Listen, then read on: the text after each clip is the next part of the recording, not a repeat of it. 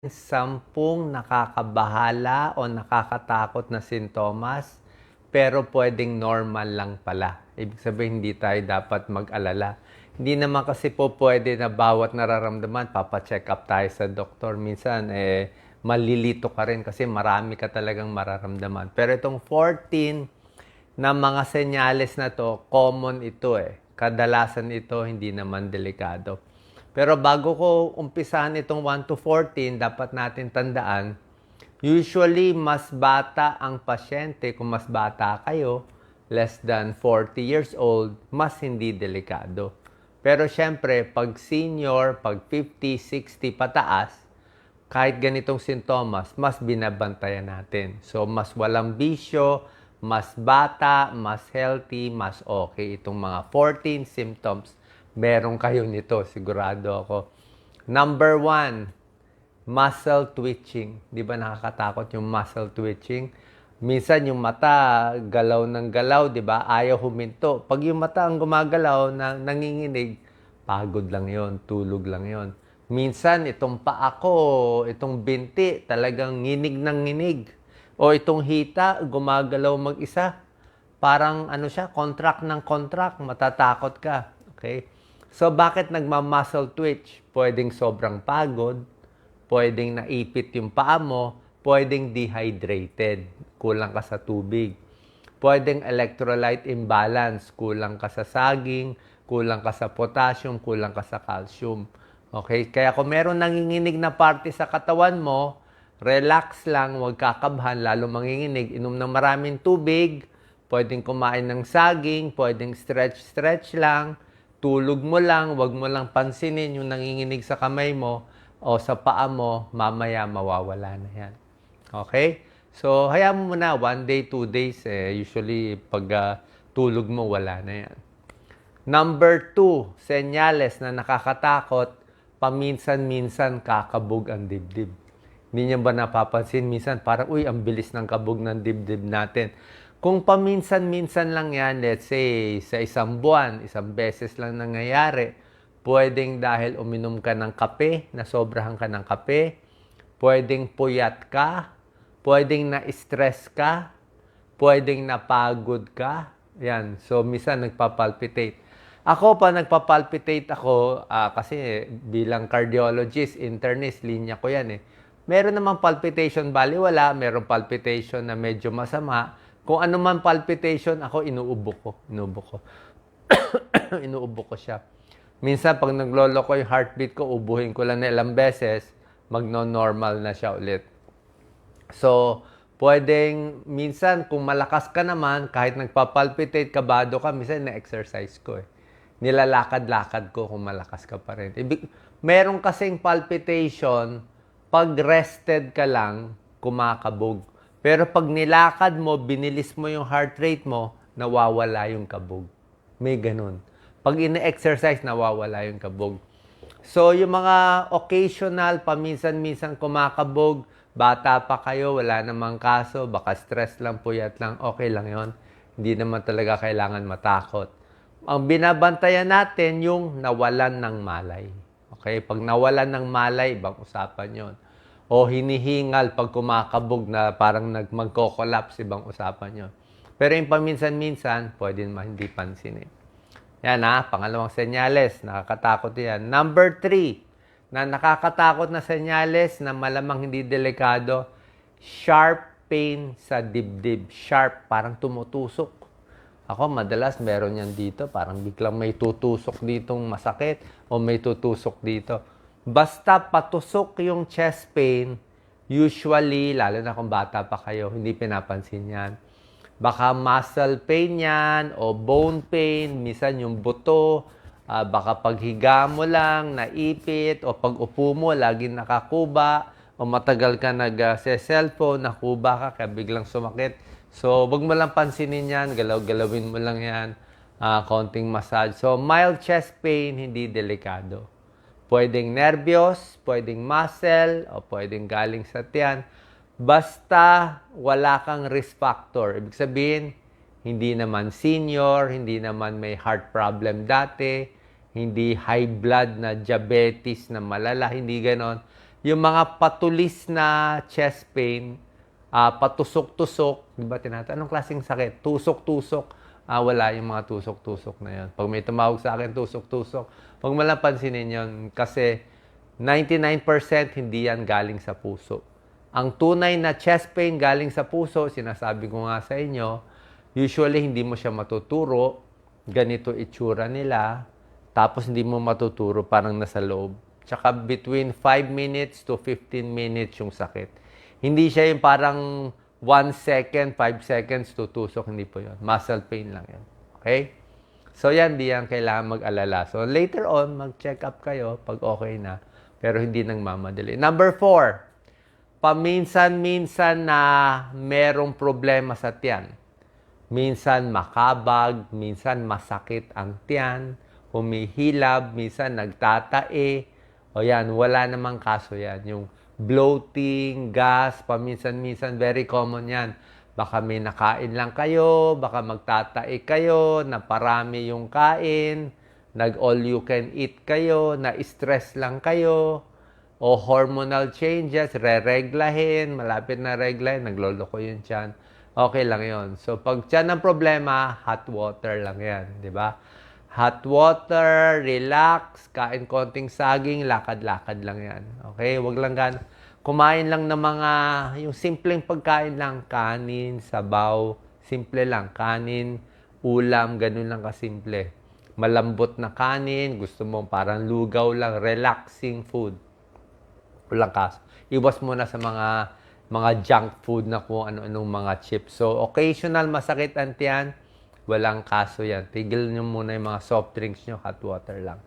Number 5, ito, meron ako sintomas nito. Nasusuka paminsan-minsan. Siguro, ito bagong senyales na nagkakaedad. Pag nagkakaedad kayo, pag umabot kayo ng 50, 60, malalaman nyo rin ito. Parang nag-iiba yung panlasa. Parang walang lasa yung pagkain. Parang hindi na siya ganun kasarap. Kailangan masarap na masarap yung pagkain bago kakainin, kundi masusuka ka. So, ayun, nafe-feel ko yan eh. Pag nasusuka kayo, pwedeng, indigestion, pwedeng stress, o pwedeng nahilo sa sasakyan, o biglang ikot yung ulo. Pag tumatanda kasi, biglang ikot ng ulo, hilo na eh. Diba? Minsan hilo na, galaw na siya. O lalo na yung tungo, yan nahihilo yan. Merong tungo na nahihilo. Kasi nga, yung balance natin sa tenga, hindi na ganun kaganda. Pag bata ka, kahit gawin kang trumpo, di ba? Di ba? Iniikot-ikot yung mga bata, o baliwala, di ba? Pero pag may edad na, konting biglang galaw, konting ganyan, kailangan pinapractice mo sarili mo. Konting ikot ng ulo, konting ganyan, subukan nyo. Mga senior, di ba may hilo na? Kaya unti-unti lang sinasanay, unti-unti. Pag nahilo, okay, maintain, relax. Okay lang. So, occasional nausea, occasional, okay na rin yan. Bakit nagkaka-digestive issues, lalo na kung may edad? Nagbabago ang katawan natin pag nagkakaedad. Humihina ang panunaw pag nagkakaedad, nababawasan ang laway, kaya laging hirap lumunok, at kulang na yung digestive enzymes. Kulang yung acid sa tiyan, pancreatic enzymes, kaya talagang maraming problema sa tiyan pag tumatanda. Number 6, hindi naman delikado to. Paminsan-minsan masakit ang ulo. Okay? Like ngayon, pag uminom ka ng malamig na inumin, di ba, minsan gusto natin ng mga fruit shake, di ba, yung mga ice, na pag ininom mo yung ice na isang baso, na malamig, sasakit na ulo mo. Brain freeze. Walang kaso yun. Uminom ka ng malamig eh. Pag na-stress ka, sumasakit din ang ulo. Pag puyat, sasakitin ng ulo. Pag init, lamig, galing sa labas, pumunta sa aircon, napawisan, lumabas, sasakitin ng ulo. Hihilab yan. Sobrang stress, parang migraine, hihilab din yan. So, delikado ba? Hindi delikado kasi nagbago lang yung temperature. So, masahe, relax, inom lang ng tubig, kung dehydrated, tulog lang. Okay, konting masahe dito, konting stretch lang. Diba, makinig kayo ng magandang music. Baka nasobrahan ng basa, nasobrahan ng kakatingin ng chismis. Diba, ang daming chismis ngayon sa internet, hanap kayo ng hanap. Kung sino nag-away, sinong artista ng away, sasakit ang ulo nyo. 'Di ba? Kakatingin eh. Lalo na gumagalaw yung sasakyan, naghahanap kayo ng balita, mga chismis, sasakit ang ulo nyo. Bakit? Eyes eh. Hinahabol ng mata yung binabasa mo. Kaya sasakit dito, sasakit ang headache. Okay? Kaya mas maganda nga makinig na lang sa music o yung mga podcast. Tenga lang ginagamit para wag na tingnan. Mas maganda yon para hindi sumakit ang ulo. Number 7, temporary joint stiffness. Paminsan-minsan masakit ang joint. Paminsan-minsan masakit ang muscle. Okay lang yan. Hindi delikado.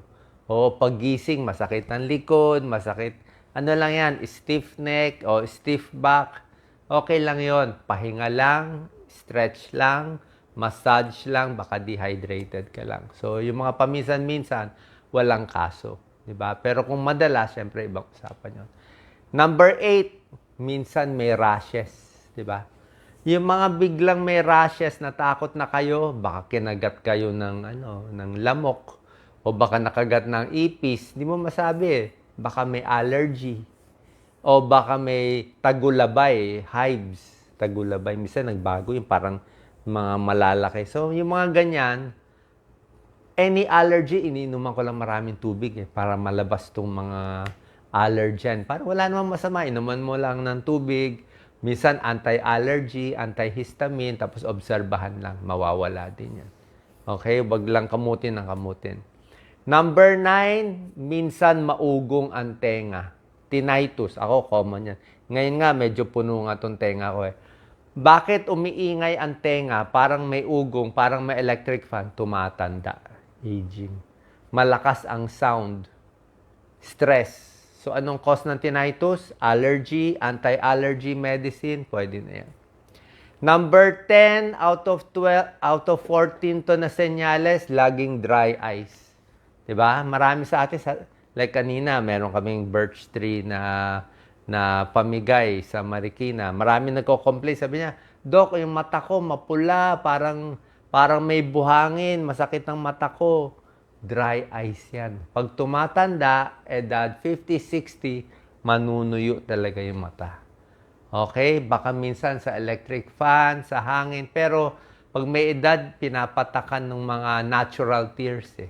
May nabibili sa mga drugstore, mga tears naturale. Magtanong po kayo, artificial tears para sa mata. Pinapatak para hindi mag-dry yung mata. Number 11, paminsan-minsan hinihingal. Okay, pag tumatanda, hinihingal, minsan okay lang yan. Tumatanda, kulang sa exercise, tumataba, hinihingal, may araw mahina pakiramdam, di pahinga lang. Later on, kung malakas, okay na ulit. Pero yung laging hinihingal na may huni, may ubo, ibang usapan yun. Yung sinasabi ko, yung paminsan-minsan na hingal, kulang lang sa resistance. Number 12 out of 14 na senyales, minsan makakalimutin. Nakalimutan mo yung cellphone mo, yung gamit mo, yung relos mo, okay lang yon. Marami kang iniisip, nakalimutan mo, di ba? Busy ka, busy. Na-stress, tumatanda. Tsaka pag tumatanda, humihina talaga memory. Ang ayaw natin, yung dementia. Dementia, Alzheimer's, yung talagang nakakalimot na. Yung talagang hindi na makabalik sa bahay. Ibang usapan na yun. Kaya sabi ko nga, mas maganda ginagamit lagi yung utak para hindi magkaroon ng dementia. Number 13, paminsan-minsan mood swings. Minsan mainit ng ulo.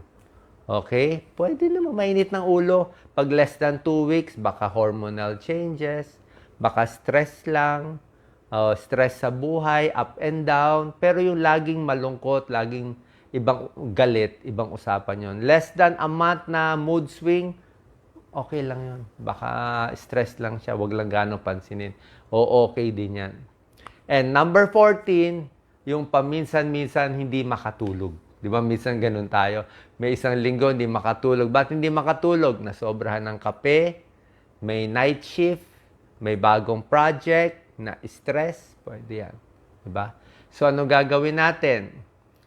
Pwede yung mga melatonin na iniinom, pwedeng vitamin B complex, Pwedeng gatas, kung okay sa'yo, bago matulog. Chamomile tea, pwede rin. Pwedeng saging, pwede sa gabi, medyo quiet time na. Pa-relax na. Pagdating na ng mga 6 o'clock, 7 o'clock, wala nang meeting. Kalma-kalma na. So, ito po, 14 senyales, sinabi ko sa inyo, kung bata pa kayo, paminsan-minsan lang to, hindi naman po delikado, hindi naman kailangan agad magpa-check up. Pero kung duda nyo na matagal na to, isang buwan na, ganyan pa rin nararamdaman nyo, eh wala naman po masama, pwede rin tayo magpatingin sa inyong mga doktor. Salamat po. God bless.